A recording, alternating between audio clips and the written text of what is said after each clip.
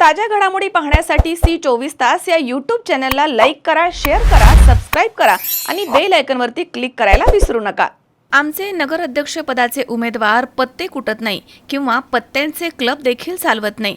ते उच्च शिक्षित असून विद्यादानाचं काम करतात असा खोचक टोला माजी मंत्री प्राजक्त तनपुरे यांनी लगावला आहे। राहुरी शहरामधील प्रभाग क्रमांक 9 जोगेश्वरी आखाडा इथे 28 नोव्हेंबर रोजी संध्याकाळी विकास आघाडीचा प्रचाराचा शुभारंभ करण्यात आला।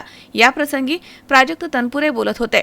विकास आघाडीकडनं नगराध्यक्ष पदासाठी भाऊसाहेब छबू मोरे आणि 9 नंबर प्रभागामधनं नगरसेवक पदासाठी प्रशांत विजय डवले आणि सपना प्रकाश भुजाडी हे निवडणूक लढवत आहेत। त्यांचा प्रचार शुभारंभ करण्यात आलाय। तर यावेळी व्यासपीठावरती बाजार समितीचे सभापती अरुण तनपुरे तसेच माजी नगरसेवक विजय डवले, डॉक्टर जयंत कुलकर्णी, मारुती हरदे, संदीप भोंगळ, राजेंद्र गुंजाळ, भाऊसाहेब गुंजाळ, ज्ञानदेव हरदे, विजय मुथा आदी उपस्थित होते। माजी मंत्री तनपुरे पुढे म्हणालेत की प्रकाश भुजाडी हे नगरसेवक असताना त्यांनी प्रभागामधील प्रत्येक कामाचा पाठपुरावा करून विकास कामं करून घेतली। त्यानंतर मी आमदार आणि मंत्री असताना कोट्यवधी रुपयांची विकास कामं प्रकाश भुजाडी यांनी करून घेतली। तसेच प्रशांत डवले हे एक तरुण नेतृत्व आहेत। त्यांना सामाजिक कार्याची प्रचंड आवड आहे। प्रकाश भुजाडी आणि प्रशांत डवले यांच्या नेतृत्वामध्ये या प्रभागात आणखी विकास कामं आपल्याला करता येतील। त्यासाठी नगराध्यक्ष पदाचे उमेदवार भाऊसाहेब मोरे आणि नगरसेवक पदाचे उमेदवार प्रशांत भुजाडी तसेच सपना भुजाडी यांना प्रचंड मतांनी निवडून देण्याचं आवाहन प्राजक्त तनपुरे यांनी केलं। या प्रसंगी बाजार समितीचे सभापती अरुण तनपुरे यांनी राहुरी नगर परिषद स्थापनेपासून ते आतापर्यंतची विकास कामांचा लेखाजोखा मतदारांच्या पुढे मांडला आहे। तर प्रकाश भुजाडी यांनी प्रभागामध्ये झालेल्या विकास कामांवरती प्रकाश टाकलाय आणि विक्रम गाडे यांनी विरोधकांवरती टीका करत खरपूस असा समाचार घेतला। विजय डवले आणि राजेंद्र गुंजाळ यांनी विकास आघाडीच्या सर्व उमेदवारांना निवडून देण्याचं आवाहन केलंय। तर प्रशांत डवले यांनी निवडून आल्यानंतर प्रशासकाच्या काळामध्ये प्रलंबित राहिलेली कामं तात्काळ मार्गी लावण्याचं आश्वासन दिलंय। या प्रसंगी प्रभागामधील शेकडो नागरिक, महिला या ठिकाणी उपस्थित होते। म्हणजे मी अध्यक्ष होतो, 3 वर्ष मी अध्यक्ष राहिलो, 16 ते 19 तुमच्या सर्वांच्या आशीर्वादामुळे आमदार झालो, राज्यमंत्री देखील झालो। पण एक 4-5 नगरसेवक असे होते की माझा पिच्छा कधी सोडत नसायचे। सकाळी उठलो की या 4-5 जणांपैकी कोणाचा फोन बघितले की टेन्शन वाढायचं मला, आता काय आणलं पण नवीन। त्याच्यामध्ये एक प्रकाश भुजाडींचं नाव।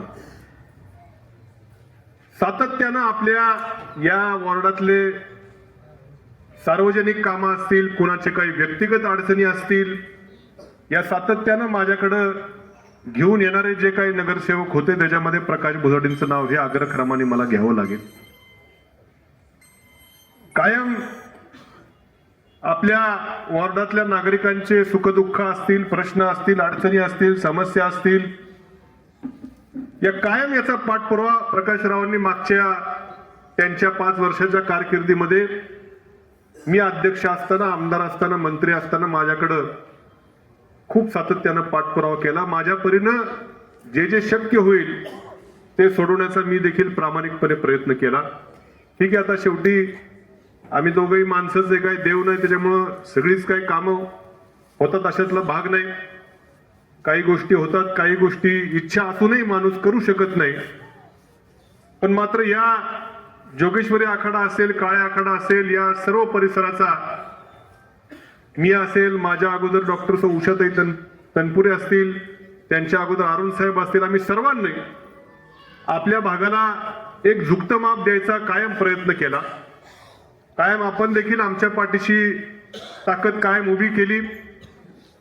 आम्ही देखील त्याचा परतावा म्हणून विकास कामाच्या बाबतीत कुठं या भागामध्ये कमी पडलो नाही। आता प्रकाशरावांनी मोठी यादी वाचून दाखवली, मी देखील विसरलो होतो। एक डिप्यांचं काम तुम्ही सांगायचं राहून गेले। हा पूल जो आपण प्लास्टर ज्याचं राहिलेला आहे तो देखील मीच आमदार असताना अधिकाऱ्यांकडे पाठपुरावा त्यावेळेस केला होता। नंतर आता त्याचं हे झालं असेल विषय समजा। 3.5 वर्षामध्ये भारतीय जनता पक्षाच्या माध्यमातून त्यांचे जे कार्यकर्ते आहेत, त्यांच्या राज्यात दिल्लीत सत्ता आहे, जेवढा निधी आपण या ठिकाणी आणू शकलो त्याच्यात 10% निधी देखील गेल्या 3.5 वर्षामध्ये यांना त्या ठिकाणी आणता आला नाही. मग कशाला नगरसेवक काय गोट्या खेळायला जायचं तिथं नगरपालिकेचे सभागृह? अरे काम करणारा माणूस काय असतो, त्याचा पाठपुरावा काय असतो, याची मी उदाहरणं आपल्याला खरं दिली. आणि फक्त आमचं काय आडनाव आहे याच्यावर काय नसतं. शेवटी माणसाच्या कर्तृत्वावरती माणसाचं आपण त्या ठिकाणी मोजमाप केलं पाहिजे. आणि मला खात्री हे दोघही जण आमच्या बुजाडे ताई असतील आणि प्रशांत असेल, प्रशांतचं देखील मी गेल्या काही वर्षात जेव्हा संपर्कातून आलो, अत्यंत नम्रतापूर्वक बोलणं. कुणी आलं तर मला पुढच्या 5 वर्षाला जेव्हा मी इथं प्रचाराला येईल त्यावेळेस जेवढी स्तुती आज प्रकाश बुजाडेंची केली त्याच्यापेक्षा जास्त स्तुती मला त्याची करावी लागेल याची मला खात्री आहे. त्यांचंही वागणं, शेवटी नगरसेवक कसा असावा की आपण गेल्यावरती आपल्यावर हुसकणार नाही, आपलं ऐकून घेईल. शेवटी माणूस तावातावात जातो. एखादं काय पाणी आलेलं नसतं, कुठं गटार तुंबलेली असते, माणूस तावातच जातो. त्याचा सगळा ताव जो आहे तो व्यवस्थित जरा त्यामुळे प्रशांतचं देखील म्हणजे ऐकता आलं पाहिजे समोरच्याच्या. अरे काय वेदना आहेत, माणसं आपलेच असतात. ते काय रागात आला म्हणजे काय तो विरोधात गेला अशातला भाग नाही. पण ज्या वेदनेनं माणूस समोर आला त्याचं ऐकून घेण्याची क्षमता असली पाहिजे आणि त्यानंतर तो प्रश्न सोडवून पाठपुरावा करायला गेलं पाहिजे. हे दोघंही त्या कसोटीला उतरतात याची मी तुम्हाला त्या ठिकाणी खात्री देतो. आणि नगराध्यक्ष पदाचे उमेदवार त्यांच्याबद्दल तर काही विचारायलाच नको. अत्यंत त्यांचाही एवढाच माझा संपर्क आला. अत्यंत मनमिळावू, जमिनीवर पाय असलेला माणूस, सर्वांशी चांगलं वागणं बोलणं, एकदम म्हणजे आपण अप्रोच होऊ शकू, आपण कधी त्यांच्याकडे जाऊ शकू, कधी आपले प्रश्न सोडवतील असा त्या ठिकाणी सुशिक्षित शिक्षक असलेला माणूस आहे, ज्यांनी विद्यार्थ्यांचं आयुष्य घडवलं. पत्ते कुठंच बसले नाहीत, कुठं एखादा क्लब बीप चालवत काय, म्हणजे लोकांची आयुष्य घडवली, बरबाद त्यांनी करायचं काम कधीच केलं नाही. असा माणूस आपण नगराध्यक्ष म्हणून त्या ठिकाणी देणार आहे. आणि मला खात्री आहे तिघं मिळून जेवढा विकास आपण मागं जोगेश्वरी आखाड्याचा केला त्याचप्रमाणे त्यांच्याच सर्व ह्याच्यावरतीच पाय पुढे ठेवून निश्चितपणे आणखीन आपले जे काय प्रलंबित प्रश्न असतील त्याकरता हे तिघही जण नगराध्यक्ष आणि हे दोघं जण मला खात्री की चांगलं काम त्या ठिकाणी करतील. आणि दुसरं मला खरं विचारायचं की समोरच्या पक्षाचं जे नेतृत्व आहे, समोरच्या पक्षाचं शेवटी नेतृत्व काय आहे? समोरच्या पक्षाचं नेतृत्व हे स्थानिक नाही. उद्या बाहेरच्या तालुक्यामधल्या रिमोट कंट्रोलवर आपलं गाव चालवायचंय का, याचा खरं आपण सर्वांनी खरंच अत्यंत बारकाईने विचार केला पाहिजे. उद्या इकडच्या तिकडच्या उत्तर दक्षिणेतल्या तालुक्यातल्या लोकांच्या रिमोट कंट्रोलवर आपण काय कामं घ्यायची काय नाही घ्यायची ठरवायचंय का आपण आपल्या स्थानिक नेतृत्वाच्या हात बळकट करायचे, याचा देखील अत्यंत गांभीर्याने विचार करायला लावणारी ही निवडणूक आहे. मित्रांनो, या नगर मनमाड रस्त्याच्या दुरावस्था झाली. मी कुणाला दोष या ठिकाणी देणार नाही. माजी खासदार असतील, आजी खासदार असतील, सगळ्यांचे प्रयत्न असतील, मी काय बोलणार नाही.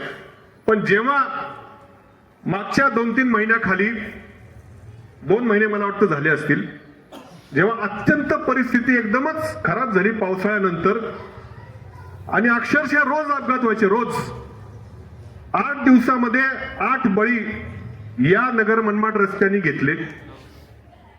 शेवटी माणसं गेली कुठली? आपली माणसं गेली. शेवटी आपल्या मनाला कुठेतरी काहीतरी काळजाला भिडणार आहे. बाहेरचं कोणी आलं नाही, आपणच येऊन त्या ठिकाणी रास्ता रोको केला आणि अवजड वाहतूक बंद करायला पहिल्या प्रथम भाग पाडलं. जेव्हापासून ती अवजड वाहतूक बंद झाली तेव्हापासून ऍक्सिडेंटचं प्रमाण कमी झालं. नाहीतर रोज एक माणूस जायचा, रोज 8 ते 10 लोकांचा बळी या रस्त्यानं त्यावेळेस घेतला, कारण पावसाळ्यानंतर अजून रस्ता खूप खराब झाला होता. आपण उपोषण, आपण त्या ठिकाणी रास्ता रोका आपण सर्वांनी केला, अवजड वाहतूक बंद झाली. पुन्हा मी नॅशनल हायवेच्या लोकांना फोन करून सांगितलं की अरे आता आम्ही महिनाभर थांबलो, अवजड वाहतूक बंद आहे, हे रस्त्याचं काम लवकर घ्या. शेवटी मी स्वतः नगरला नॅशनल हायवेच्या ऑफिसमध्ये गेलो. विजयभाऊ तुम्ही होता, प्रकाश तुम्ही होते. आपण गेलो तिथं आणि तिथं त्यांनी आश्वासित केलं की राहुरी पासून ते हा जो पॅच आहे आम्ही एक 10-12 दिवसात पूर्ण करून देऊ असं आश्वासन त्यांच्याकडनं घेतलं आणि तेव्हा आम्ही त्यांच्या ऑफिसमधनं उठलो. आज हे काम जवळपास बऱ्यापैकी काम चालू तरी आहे, काहीतरी वेग त्या कामानं त्याच्यामुळे घेतलेला आहे. शेवटी स्थानिक आपल्या वेदना हे आपल्याला त्या ठिकाणी कळणार आणि म्हणून या गावचं नेतृत्व हे बाहेरच्या लोकांकडे द्यायचं का आपल्या स्थानिक नेतृत्वाच्या हातात ठेवायचं याचाही खरं आपण अत्यंत गांभीर्याने या निवडणुकीमध्ये खरं विचार केला पाहिजे. मनोज साळवे सह महेश दाने, C24 तास, राहुरी. अहो ताई तुम्हाला बोलले होते ना साईराम इलेक्ट्रॉनिक्स मध्ये एकदम धमाकेदार ऑफर चालू आहे. हो का? ते इथेच तर आहे. अरे मला तर खूप खरेदी करायची आहे. इथे फ्रीज, टीव्ही, इन्व्हर्टर बॅटरीज आणि वॉशिंग मशीन आणि आटा चक्की यावर आकर्षक बक्षिसे मिळत आहेत. मी ऐकलं इथे लकी ड्रॉ मध्ये इलेक्ट्रिक बाईक पण मिळते. हे खरं आहे का? हो ग, एकदम खरं आहे. इथे बक्षीस म्हणून 43 इंचेसचा स्मार्ट टीव्ही सुद्धा मिळतोय. खरं? आणि हे तिसरे बक्षीस मध्ये फ्रीज सुद्धा मिळतंय. अरे वा, छानच की. आणि इथे चौथे बक्षीस वॉशिंग मशीन सुद्धा मिळते आणि गिरणीचे चक्कर मारायचा तर प्रश्नच संपला. बक्षीस म्हणून आटा चक्की सुद्धा मिळते. अगं पण ही ऑफर कधीपर्यंत आहे? ही ऑफर 30 नोव्हेंबर 2025 पर्यंत आहे आणि हा लकी ड्रॉ सोडत आहे 11 डिसेंबर 2025. तसेच सर्व प्रकारचे फायनान्स सुविधा पण उपलब्ध. आमची खरेदी तर झालीये. आता तुमच्या खरेदीचं काय? आताच भेट द्या साईराम इलेक्ट्रॉनिक अँड बॅटरीजला. पत्ता खरेदी विक्री संघ, व्यापार संकुल, नगर Manmad road, Rahuri. Saidham hospital, test tube baby centre. नमस्ते, मी डॉक्टर सोनाली माने, साईदाम हॉस्पिटल, राहुरी, मंदत्व तज्ज्ञ व एम्ब्रॉलॉजिस्ट तज्ज्ञ. आपल्या इथे IVF बद्दल अत्याधुनिक उपचार पद्धती उपलब्ध आहे. तर त्यामध्ये IVF, ICSI, embryo donation, egg freezing, sperm freezing तसेच सरोगसी माताबद्दल सल्ला पण आपल्या इथे दिला जातो. आपल्या इथे हमखास गुण येण्यासाठी प्रयत्न केले जातात. साईदाम हॉस्पिटल, लॅप्रोस्कोपिक सेंटर आणि test baby centre. Court area, Bhagyashree हॉटेलच्या पाठीमागे, राहुरी.